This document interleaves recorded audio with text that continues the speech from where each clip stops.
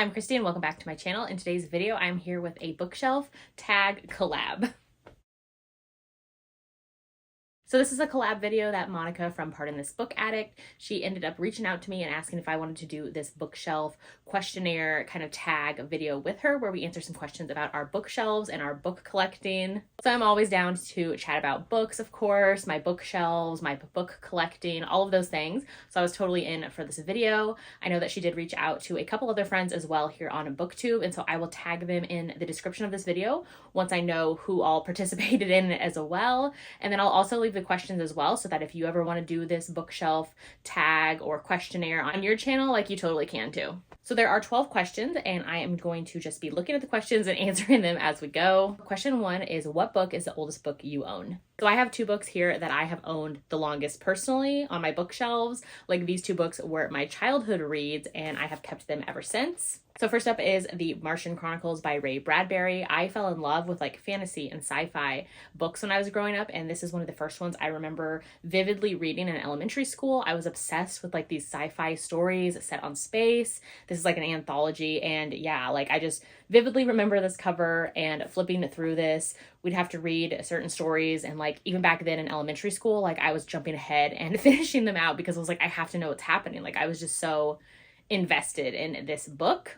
Around the same time as well, we read The Giver in school. These were, again, books that I read in elementary school, like I want to say 3rd or 4th grade. They left a lasting impression on me. Like I was obsessed with both of these books. Same thing with this one. Like we were given, read these many chapters and then come back and like do a test or chat about it. And then I would just like skip ahead. Like I had finished the book and we still had to like go through like, what do you think's happening next? So yeah, I was obsessed with this book growing up. Like both of these books, actually, I have vivid memories of reading them. Like I remember exactly where I was and what I was doing. But in particular, like we had a park or a playground right behind our house. So after school, I would come home and then I'd hop our fence, go over to the playground. And it was like this very like wooden built playground, and I'd climb up there and sit up there and just read this like for hours and loved it so much. These 2 are definitely the oldest ones that I own because like I said, I've had them since 3rd or 4th grade, so many years ago for me. So question number 2 is, what book is the oldest published? So this question was a little harder for me just because I have a lot of old books on my shelves and like a lot of classics because I grew up and loved classics. Like I love them so much. So I'm like looking at them right behind these shelves here. But like I wasn't about to pull out the Iliad or the Odyssey. Like I have a ton of Greek mythology. There's also like Jane Eyre and Wuthering Heights and like all those classics that are my all-time favorites. So those are definitely the oldest published, I would say. But instead, I decided to keep it romance related and go with my historical romances, which, as we know around here, I am obsessed and collect and love historical romances. And I have tons from the 70s and the 80s. But these 2 in particular, I believe, are the oldest that I have on my shelves. These were both published in 1977. So this is Moonstruck Madness by Laurie McBain. So here is the cover for this one. Obsessed. I love the horse riding heroine on here and the back as well. Of course, we have these gorgeous red sprayed edges. And then this is actually the same book. So this is it again, different cover, red edges, and then we have the art on the back as well. Both of these are from 1977. They are the same book, published at the same time. Even back then in the 70s, they had different book box editions. And so this one actually came in a book box set. And this was like the original cover separately. So there we go. All right, question number 3 is, what book is your most recent purchase? All right, so this one is my most recent purchase. This is Children of Fallen Gods by Carissa Broadbent. This is the 2nd book in her series that I'm currently reading.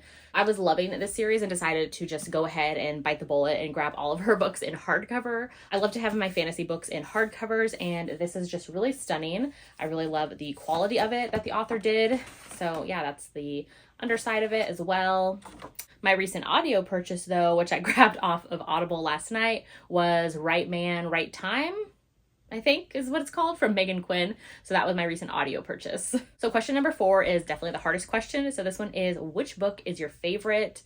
That's super hard, which I feel like all of us who read books and collect books are going to say, like, that's super hard to narrow it down. I don't feel like I have an absolute favorite. It's like they're all my favorites. I love all of them. It's hard to pick favorites. And like it also just depends on my mood or like different types of reads. So like if I'm going classics, it's Jane Eyre. Like I love this book so much. I have read it countless times, obsessed with it. Like I have this gorgeous black leather bound with like the blush pink edges. This is just stunning and I love it. Then I also have this Penguin cloth bound classic as well. Like, just, I love every edition of this book. Like, it is my all-time favorite classic. And then even with my like contemporaries or historicals, like it really depends on the mood. Like if I want dark or contemporary or small town, even within my favorite authors, like I can't pick just one. I have multiples from all of them. So like a favorite historical though would be Lord of Scoundrels by Loretta Chase. Obsessed. Like a classic, true enemies to lovers, all the banter, tortured hero, scarred hero, sassy heroine, like obsessed. Love this book so much. So this is definitely on one of my all-time favorites list. And yeah, I just can't choose. So that's going to be my answers, that I have lots of favorites. So I can't pick. Question number 5, very scandalous here. Which book is your least favorite? So I don't really keep a lot of books that I don't like on my shelves, but there are definitely a few that I have kept for the cover, but not for the book. So let me look at my shelves and I'll come back.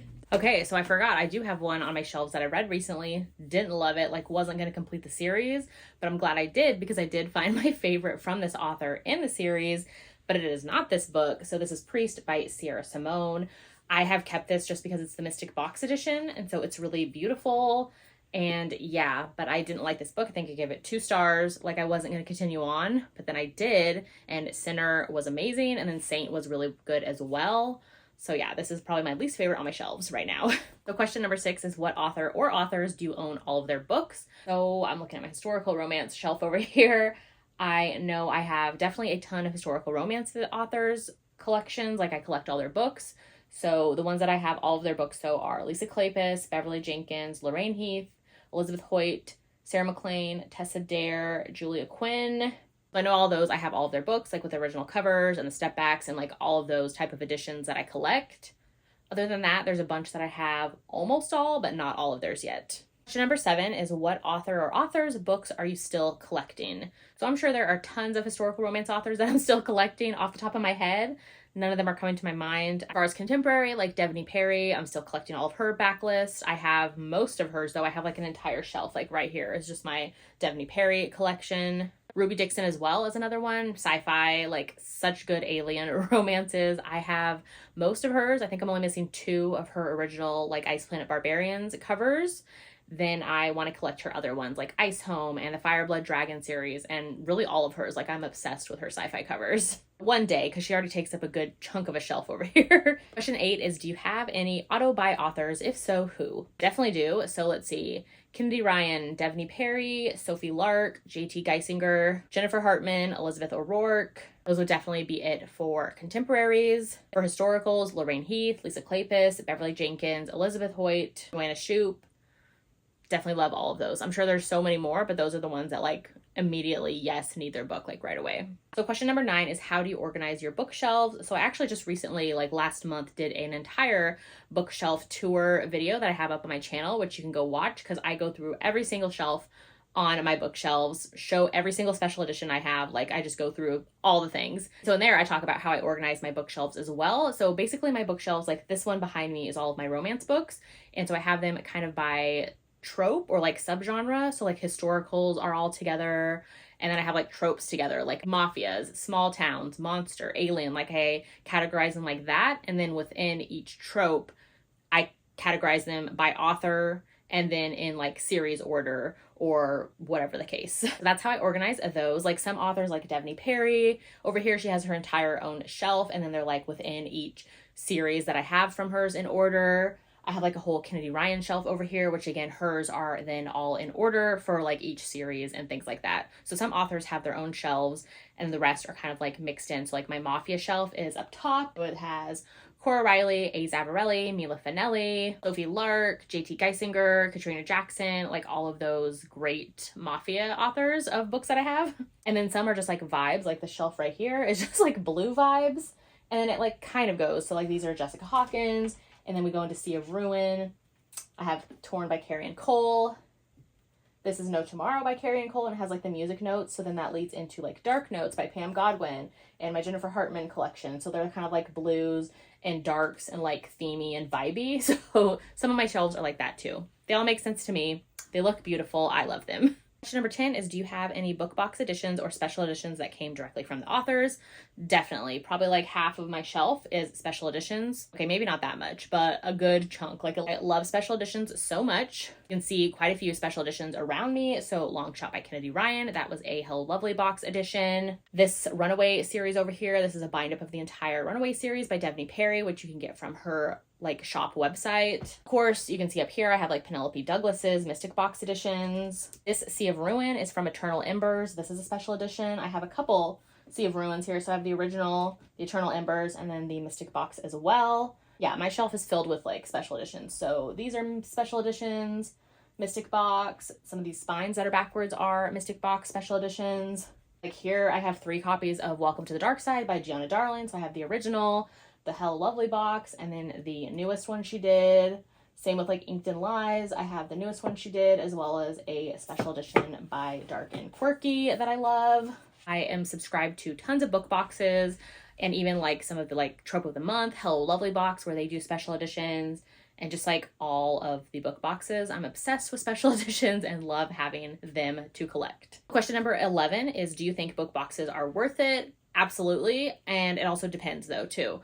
So I think it depends on the person, depends on like your own preference of if you want to get them. For me personally, I love them. I think they're worth it. There's definitely some that I think are worth it more than others, which, you know, so I choose which works for me, which covers I like the best, and kind of go from there. Ones I love are ones that just have the book, like a book only option. Like it doesn't come with all the swag.